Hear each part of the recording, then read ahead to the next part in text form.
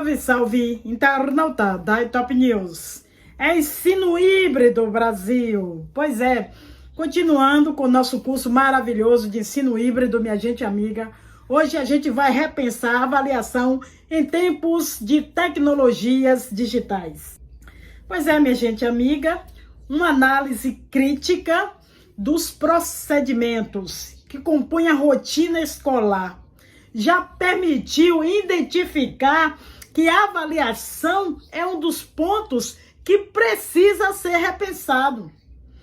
Dentro das inúmeras nuances que fazem parte da verificação da aprendizagem, está claro que algumas precisam ser reajustadas se existe pretensão de atender o aluno e a escola, que hoje difere muito daqueles considerados tradicionais herdeiros do modelo fabril de organização do espaço de estudo.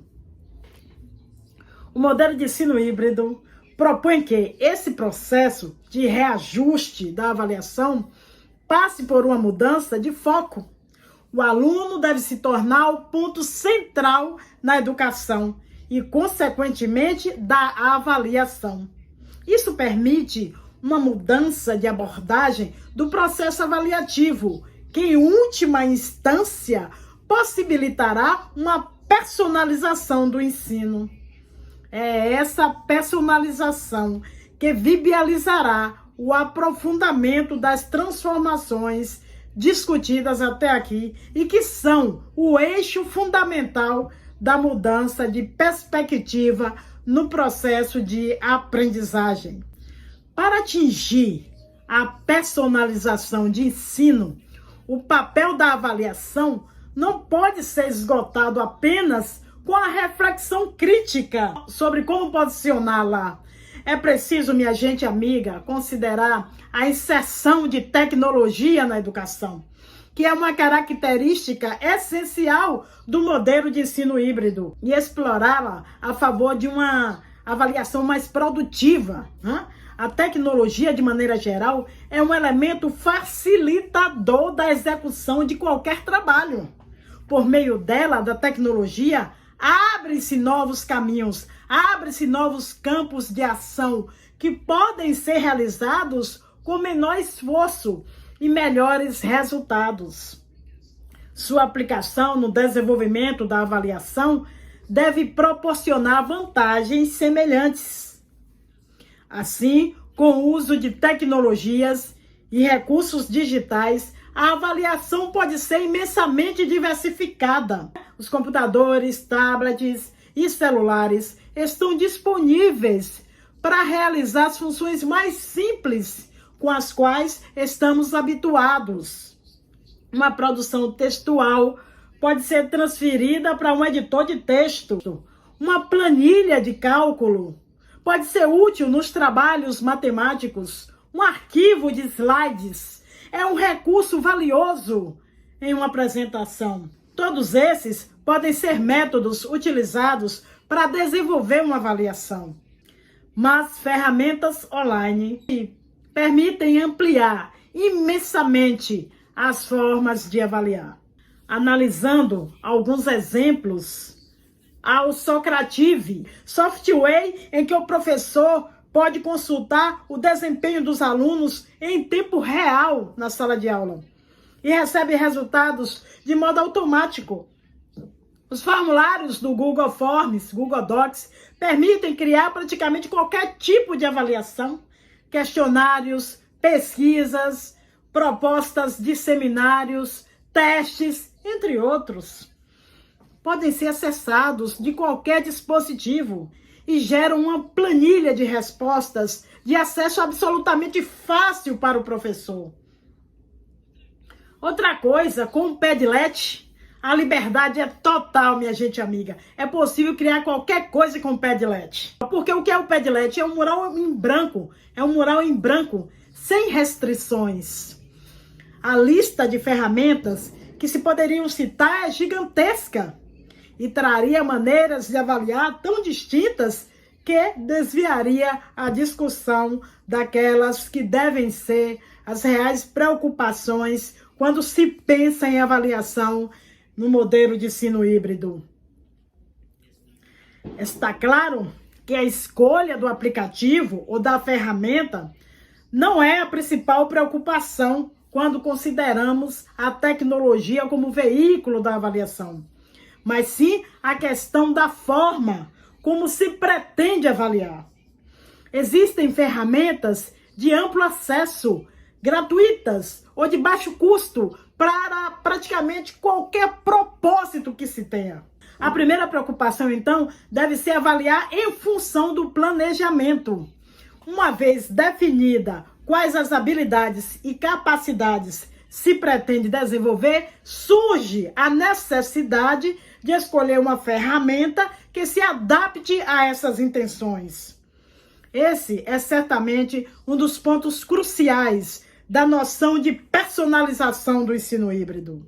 Com a flexibilidade da tecnologia, a forma de avaliar é que deve se adequar ao aluno e ao desenvolvimento almejado, e não o inverso, minha gente amiga. Em um segundo momento, passa-se o produto da avaliação. Se as formas são muitas e as possibilidades de avaliar são constantes, como é possível dar conta de todo o material produzido? A princípio, parece que administrar toda essa diversidade de verificações e seus resultados seria impossível. De fato, a coleta e a análise de dados são etapas determinantes do processo de personalização do ensino e do uso da avaliação como forma de verificação da aprendizagem. A partir dos resultados, pode-se proceder a uma adequação de método, de ritmo, de forma, enfim, uma adaptação real ao melhor caminho a ser seguido para cada aluno. Ainda que se produza uma enorme quantidade de resultados, refletir sobre eles é viável. Essa segunda preocupação não passou despercebida na criação de um sistema de ensino baseado na tecnologia. Plataformas como o edX, voltada para cursos online, promovidos por grandes universidades, permitem que o aluno acompanhe em um gráfico sua evolução ao longo das avaliações.